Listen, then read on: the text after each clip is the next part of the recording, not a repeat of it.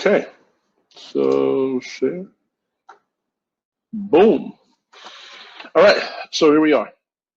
So I hope everybody can hear me okay. Ray and G, if you can't, please let me know. But I like giving this talk. You're nice and clear.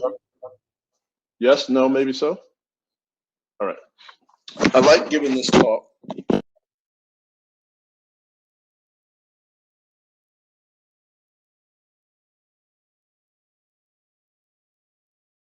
Lost audio, but your presentation looks good. You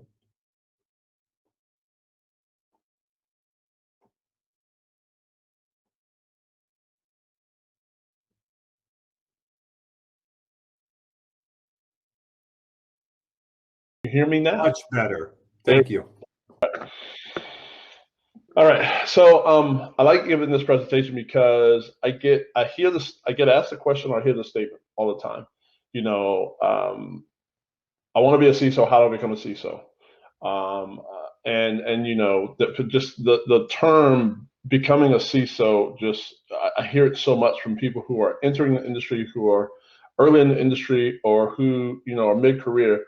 Everybody has aspirations to want to be a CISO, and when I ask them why, I don't really get real good explanations other than it's the top of the hill, or it's just it's the role that I would just want, and but I don't think a lot of people really understand what the role is. And so I give this presentation in a number of different ways. And so today I'm taking a little bit of a slant on it that I'll show based on some statistics. So here we go.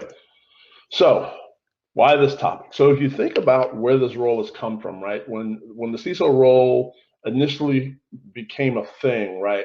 We were largely technologists, right? We were in data centers. We knew the bytes and bits associated with networks and technology, and layer 7 and the OSI model, and all of the things associated with the tech that makes up our industry, firewalls and vulnerabilities and vulnerability management and vulnerability scanning and content filtering and all of these technical widgets and malware and the things that we were reporting on and the metrics that we were gathering were all numbers, and how many infections did we have this month, and how many bad websites did people go to, and all sorts of numbers and things. However, where it's gone today and where it's continuing to go is to be more of a businessman, of a business person, more of a role that has a seat at the table to help the organization understand risk and what that risk means to the organization's bottom line. The difference is, though that picture on the right looks nice and it looks, and we have are beginning to get or have in some cases this seat at the table, what it took to get there and what it takes to stay there really looks like this, right? If you look at this picture, like, our days are long, the work is hard, our schedules are ridiculous. It is an insane amount of work, and there's a lot that is on the CISO's shoulders that a lot of people just don't realize and don't think through. You think, well, the CISO is running this large organization in some cases, right? They've got so many people, they've got these budgets, and they're ultimately in control, but ultimately we're not.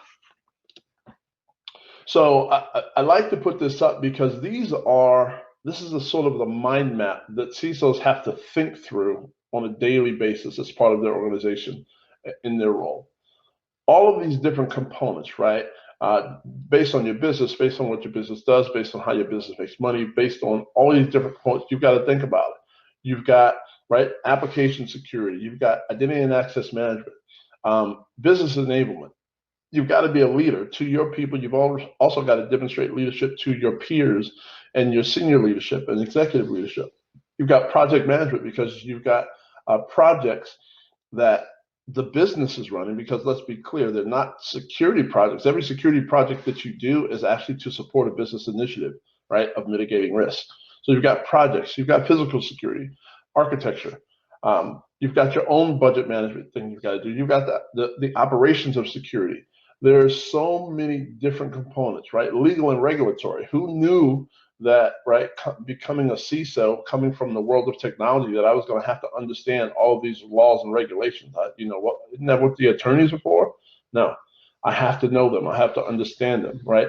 Every CISO has to know the laws and regulations that govern the business that they run. So if you think about what all of this is, how do you do all this on a daily basis? How do you go through and keep all of these things at front of mind as you are operating your organization to mitigate risk for the company?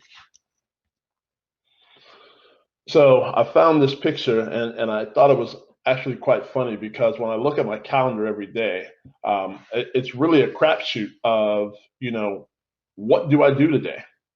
Which meeting do I actually go to? Because I tend to be double or triple booked, just as every CISO. Go talk to your CISO in your organization and ask them, right, how many times a day are they double or triple booked for meetings? And it's just because we're asked to be in multiple places at the same time. How do you do that? Right? As a CISO, your time is so scattered across all of these things, because everybody needs your opinion, everybody needs your input, everybody needs the CISO's perspective on something. And that's in good organizations. In many organizations, your calendar can still look like this, and you're not even being pulled into business. You're not even being pulled into business meetings. These are just your security team meetings, where your team is trying to keep you updated on things that are going on. You've got all the different things related to risks that are happening. You've got security operations. You've got your governance team. You've got vulnerability management going on. You've got all of these different things that are happening. You've got the projects that are happening. You've got security engineering, right? How do we do this? But a lot of people don't understand this. A lot of people don't realize this is what CISOs deal with every day, right? Additionally, sales. Ask any CISO if they've ever been to school to be a salesperson, or if they even thought that in their role that they would have to understand and know sales. But at the end of the day, that's what a CISO is. A CISO is doing selling. You have to sell your program, right? Why I need these people, why I need this technology. You have to sell that. You have to help the business understand that paying for the things that you need from a people and technology standpoint is really about cost avoidance for the business. But that takes selling, right? You don't go into the CISO role knowing that you have to be a salesman. But once you get in, you quickly learn that you have to be. So you have to sell to your peers. You have to sell to executive management. And it's a constant selling every day, because each quarter, when the numbers get low, when the business is looking at how do they reserve money, and because the business isn't doing as well, right? You as a security leader, right? CISOs, we don't generate revenue. So because we don't generate revenue, if they're looking at your $10 million budget or whatever your budget may be, and they're like, maybe we can carve something off of that. So being a salesman is a large part of a CISO's role on a daily basis. Compliance, right? You've heard the term, I'm sure, millions of times if you've been in this business for any time at all. Compliance doesn't equal security, right? But at the end of the day, compliance should be your best friend in your business. As a CISO, we should be holding hands and singing Kumbaya with our chief compliance officers, because at the end of the day, the regulations and the controls by which compliance is governed will help us to get the money and the budget and the resources that we go to ask for as a salesperson, right? But at the end of the day, you can't let compliance rule your life. But we have to think about it, and we have to do this balancing act as a CISO, right? You have to understand the needs of compliance, but you have to ensure that you don't prioritize them over true security and risk. And this is my favorite piece. So a lot of people forget that security doesn't own anything, right? If you really think about it and you really go look at your organization and you think about everything that you're securing, right? Security doesn't have any ownership in most of the things that it secures. Now, that's starting to change. There's some places where the CISOs are now starting to take on technology operations as part of their role. So now, they're not just telling IT to patch, they now own patch management. They're not telling IT, hey, you need to make these firewall changes, or you need to make these changes in this infrastructure. You need to make these changes in AWS. They're now starting to own a lot of that infrastructure, but that's a small percentage. So if you think in your organization, what does security own? When security says, hey, new patches are out, right? Does your organization actually give them the authority to dictate that patches are done in a certain amount of time and then follow up on that and hold people accountable if they're not? In many cases, they don't. In many cases, sorry, I realized my light wasn't on. In many cases, that's not a deal. So what does security own? Not much, right? We own our stuff. We own the tools that we utilize to help mitigate risk. We own the tools that we utilize to monitor and evaluate risk inside the organization. But outside of that, we're advisors sitting back asking people to do things from our perspective, right, to mitigate risk for the organization. But at the end of the day, if you think about it, when these breaches happen, even if security told them to do it, even if security, right, told them what the proper configuration was, I haven't seen any CIOs get fired for breaches. I've seen a number of CISOs get fired, even though they had done what they were supposed to do. So and again, I go through these things because I want people to think through what this role really means. Because saying you want to be a CISO, right, takes a lot of thought. And when you get into that role, there's a lot that comes with it. This is a fact that came out of the Forbes article of an interview, or I should say a survey of almost, I think, 1,000 CISOs between the US and Europe. And it's alarming. But if you talk to CISOs, you'll understand it, and they'll all agree with it. The reality is, at the end of the day, when you think about some of the things I talked about the breadth of the things that we have to be responsible for, when you think about that mind map, you think about, we don't really own anything. We are just governors. We are just advisors to the people who do own stuff, right? The risk isn't ours, it's the business risk. But at the end of the day, that we're the ones who are sort of held accountable if things don't go right. Not once have I seen a leader of a business unit who accepted a risk associated with something, and a breach happens of that risk, that business leader is removed from their role. But I guarantee every person watching this right now has probably seen at least one article where a CISO has been removed after a breach. So some of these things is why this exists.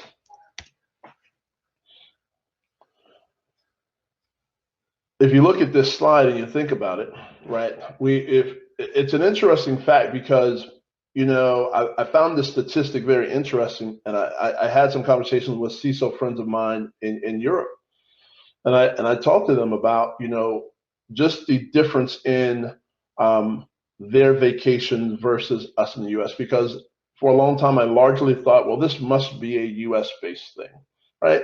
Because I know when I ran a global team, my team in Europe, it was nothing for them to say, hey, I'm going to take the month of March off. For one of the members of my team to say, yeah, hey, I'm taking the month of March off, right? In the US, that's unheard of. But we do take a week or 2 weeks, right, here in the US. But when I asked this question of CISOs, of my CISO friends, even in Europe, where vacationing is a thing and taking time off is a thing, they align to this. They're not taking a month off. They're not even taking 2 weeks. I can tell you in the last 2 decades that I've never taken 2 weeks off. I can tell you in the last 10 years, I haven't taken a full week off. It's not something we get caught up because there's so much to do, there's so much responsible, and at the end of the day, the eyes are on us, whether we own it or not, which we don't.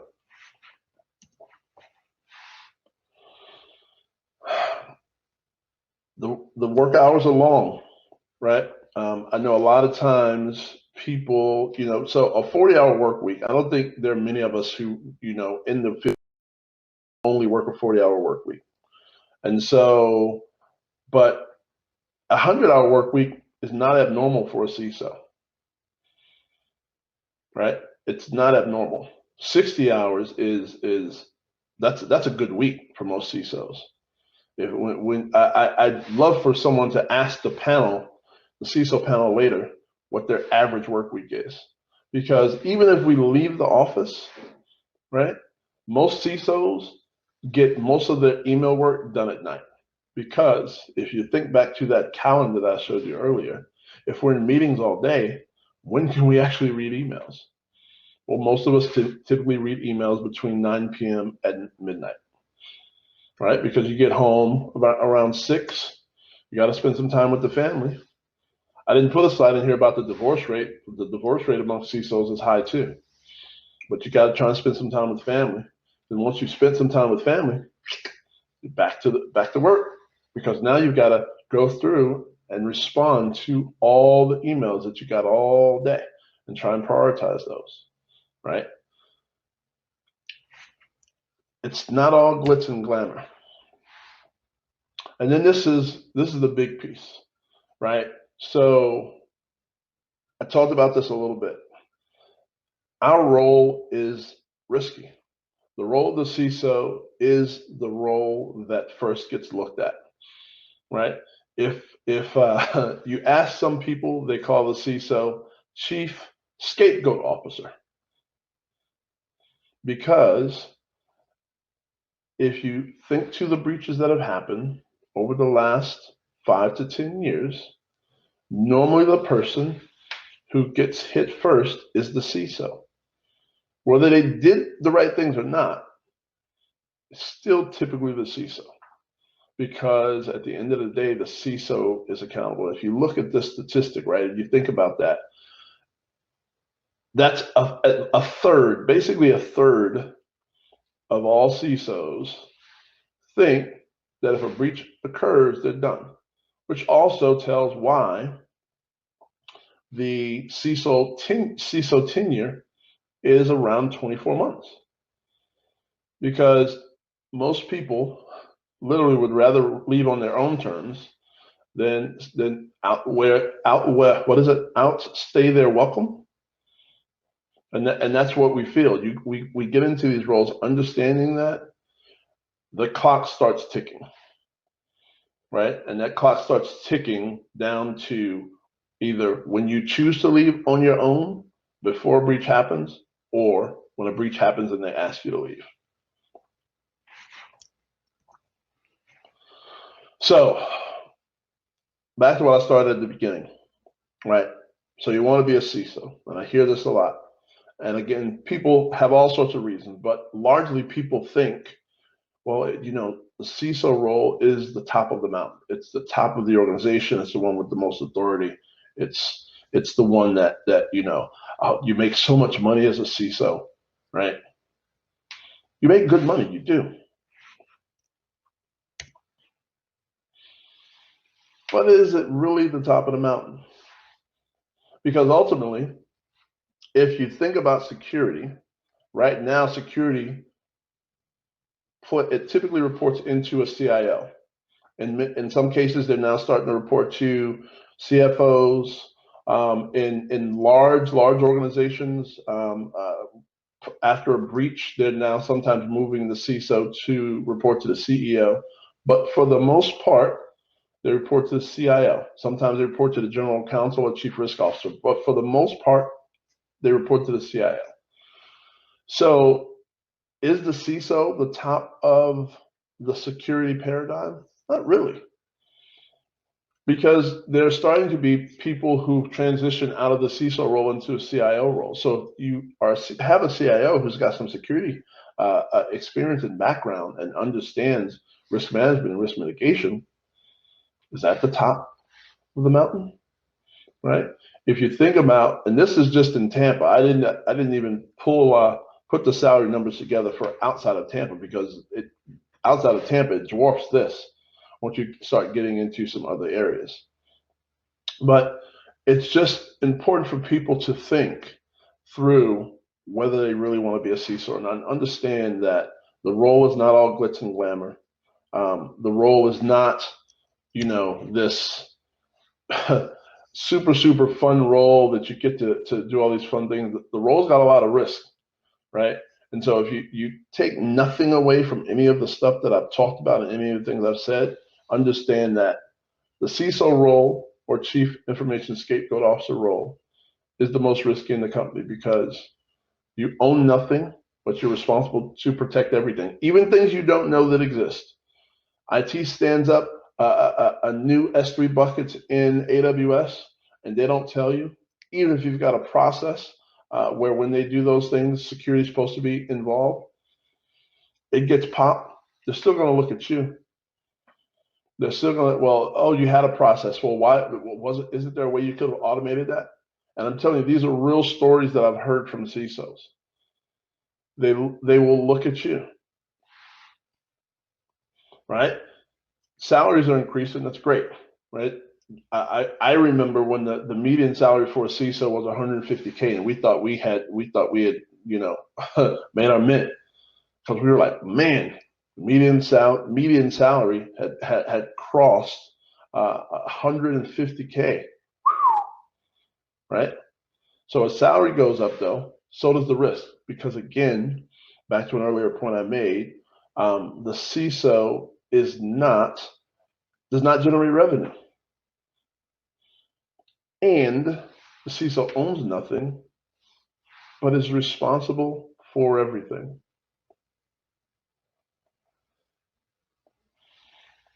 Compliance should be your friend.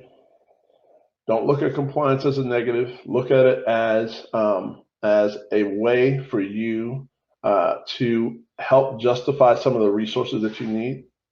Yes, you can discuss risk and other things, and those are also good things to talk about, but compliance is your friend, because compliance is mandatory, right? Organizations don't have a choice of whether they're going to meet government regulations. They don't have a choice of whether they're going to do certain things.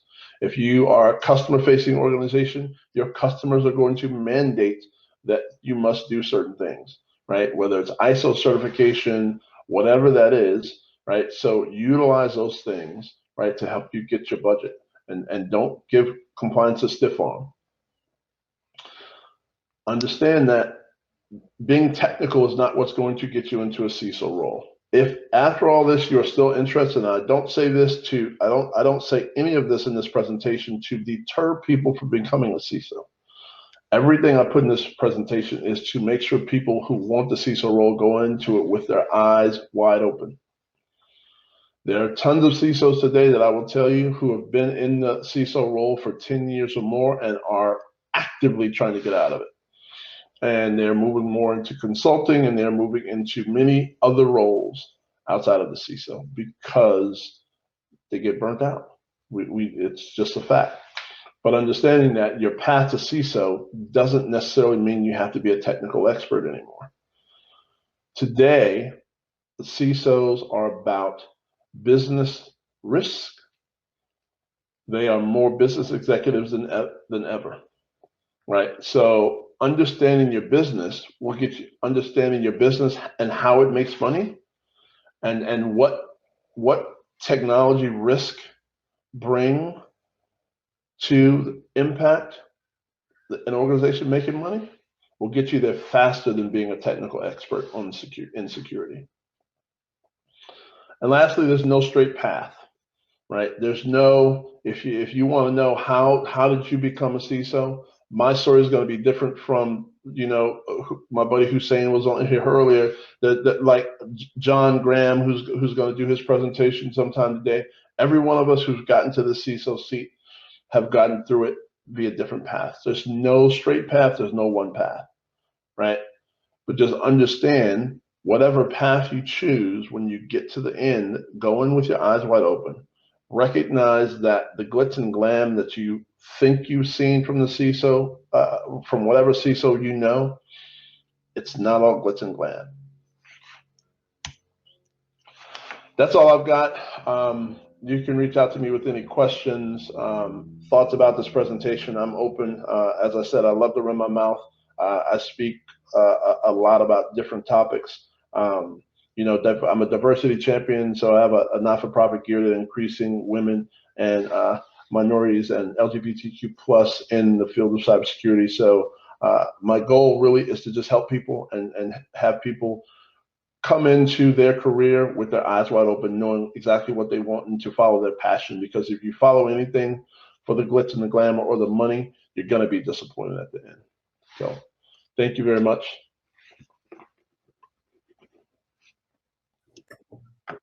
Larry, thank you so much for sharing that. I think we have time for a few questions. Are you ready for them? Yes, sir.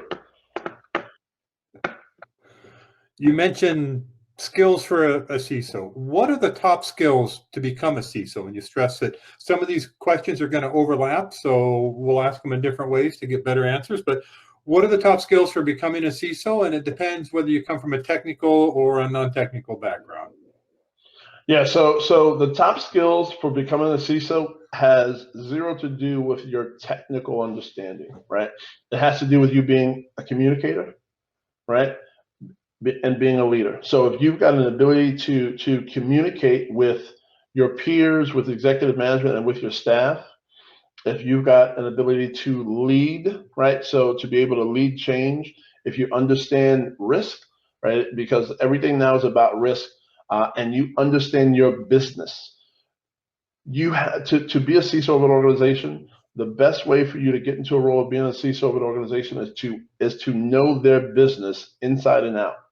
How they make money at the end of the day is what drives the business. And so then if you know the business inside and out and understand what risk technology can impose on that, and you talk in that way, those are the things that'll get you to becoming a CISO. Now, I'm not saying that, okay, you're a sysadmin and go learn the business and you can go become a CISO. No, I'm not saying that. What I'm saying is those are the things that once you've gone through demonstrating through your career, right? Because you've got to go through the steps, right? You've got to at least have led a team, right, of some size so that they know that you are a leader and can manage people. Because, you know, when you're a CISO, you typically have a team and you've got to go through all the things of building people, leading and building teams. So you need to have some experience there. You need to know security, right, to be a CISO. It's when I say you don't need to be technical, meaning you don't have to know bits and bytes. You don't have to, you know, be able to work on a command line and know Linux and know how to script and all that. Those aren't things that you need to know to be a CISO. You need to understand the security landscape, and you need to know the difference between a firewall and a router. You need to know the difference between, you know, an endpoint detection tool and content filtering. Like, so you need to know that you need to know security, but you don't have to be a security technologist. You do not have to be in the weeds with security. You don't have to understand you don't have to understand it at a level where you can get on a keyboard and configure it. You just need to know it and understand it. Great, that was well answered. How did you, Larry, transition from a technical person to a CISO? What was your particular path? Yeah, so for me, right, and I won't go through everything, but so I was a military officer, and so being a military officer, right, you're a leader, and so I was in a role. My last from 98 to 2002, I was at the Pentagon, and I was running security at the Pentagon, and so transitioning that was just being an officer in the military. So when I got into the private sector, the first thing I did was consulting, and so after consulting, you know, I transitioned into a leadership role, and so I sort of went a different path, right, than most, because of being a military officer, having the leadership, and having a lot of that stuff that I talked about, being able to communicate, and then coming out and being a consultant as my first private sector job in the field. I was advising CISOs, and they were, they weren't called CISOs at the time, as VPs of security, right, globally. And so by doing that, I got to see and understand how they ran their security teams. And so then when I left that role and got my first official, head of security team reporting into the CIO, I sort of already knew. I had the leadership from being a military officer and then having consulted to a number of global CISOs. I sort of had an understanding of what running those teams look like. So I took a little bit of a different path than normal because of that. Now that you've been in companies, can you talk about the progression from technical to management to security?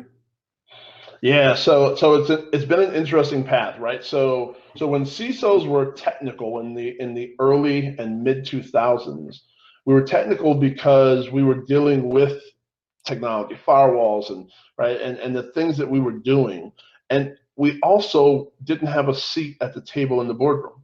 I presented to the board, but the things I presented to the board were things that like their eyes would gloss over, right? The number of malware infections, because at that time those were things that we dealt with, right?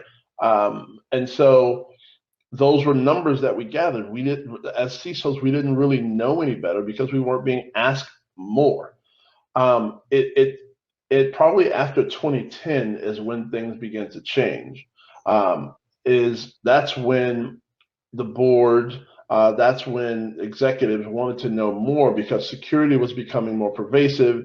You started to have bigger and bigger breaches, right? You had the OPM breach, you had all of these different breaches that happened, Target, all of these different breaches that happened that got a lot of visibility. And people started recognizing that what cybersecurity could do to their bottom line if they were not taking care of it, right? So cyber liability insurance started becoming a big thing. So it just sort of transitioned over time where they started integrating security into more of the business and started realizing that it wasn't just a technology problem.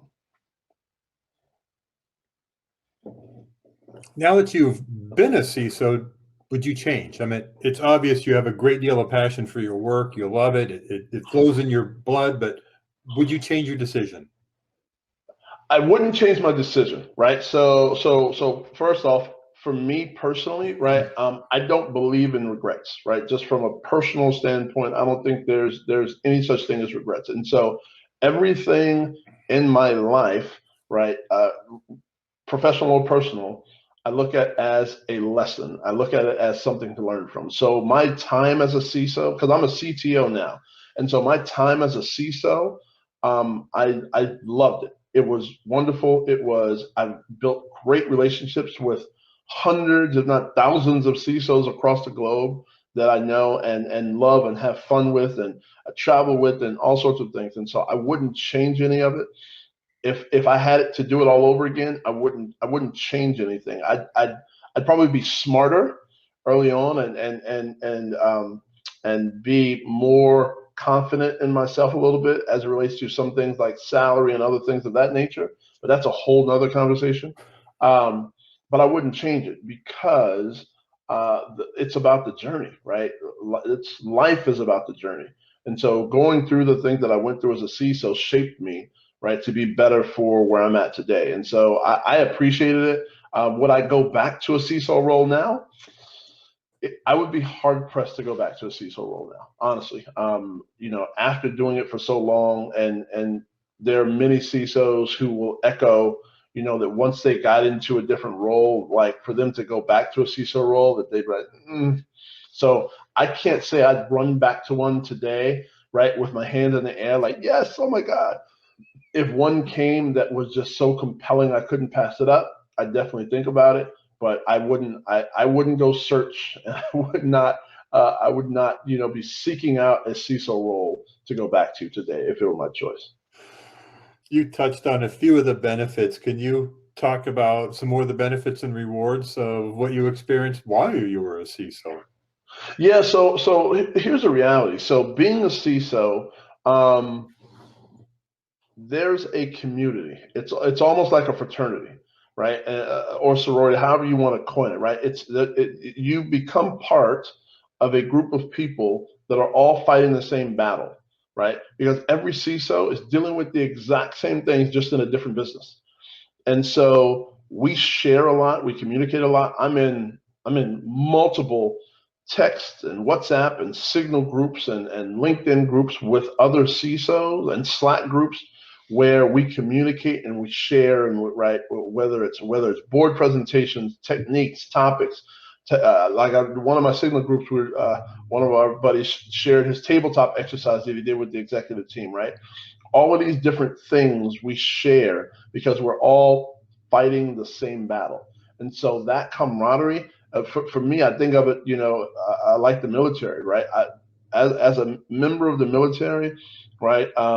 You see someone else who's a military member or a former service member, and you automatically have this connection, right? The CISO community is one of those same things where once you're a part of this community, even when you move out of it, right? The relationships that you built and the time that you had in it, you'll never forget it, and you'll always have them. Even once you move out of it, that community will still look at you as one of them. And so I love that. I will never change that. And I'll never lose the relationships that I had there. Those relationships continue over to the virtual CISO role. And what's your view of a vCISO? No, so the vCISO is A, it's becoming more popular, but B, it's also needed. If you think about it, the small to medium-sized business market makes up 70% of global businesses, but they don't have the cash flow, they don't have the knowledge and know-how to be able to have a full-time CISO, right? Again, salaries are going up, so sometimes they can't afford to have, a CISO that is coming in and is a full-time employee. So I think the virtual CISO role is very important to just security as a whole, as an ecosystem, so that these smaller organizations have someone who is giving them the strategic vision that they need around security for their business. Just had one more question slip in. Where and how can I find these communities? You've talked about Slack, WhatsApp, LinkedIn. So first off, it starts on LinkedIn. It starts right where you've got to build relationships with people who are in these communities. And then when you build relationships with people who are in these communities, they then invite you into these communities, right? So again, I've been in this business a long, long time. And so I've built relationships over, the 28 years I've been in this business.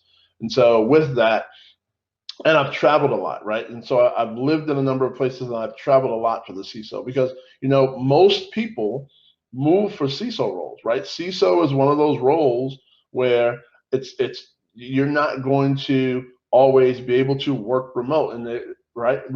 Because of the pandemic, that's becoming more of a thing. But I can tell you, most CISOs, John Graham, who comes on, is a perfect example of that. He lived down here in Florida, right, not far from me. And he took a new role, and right, he moved, right? He couldn't. When you take a CISO role, it typically wants you somewhere near headquarters so that you can go in and participate in board meetings and do those things and be part of, meet with the executive team. So it's really getting out there, engaging in LinkedIn, connecting with other CISOs, and then being invited and talking to them and engaging with them, where they then bring you into those things. Larry, it's always a pleasure to hear you talk. I personally, again, and professionally, I gain a lot of information. So thank you for your time and returning to B-Sides. And a really big thanks for being flexible and dropping in the number 2 position today. So my pleasure. I really appreciate you guys inviting me every year. So I love doing this. I love Tampa. I love B-Sides. So I'm all in with you guys. Appreciate the time.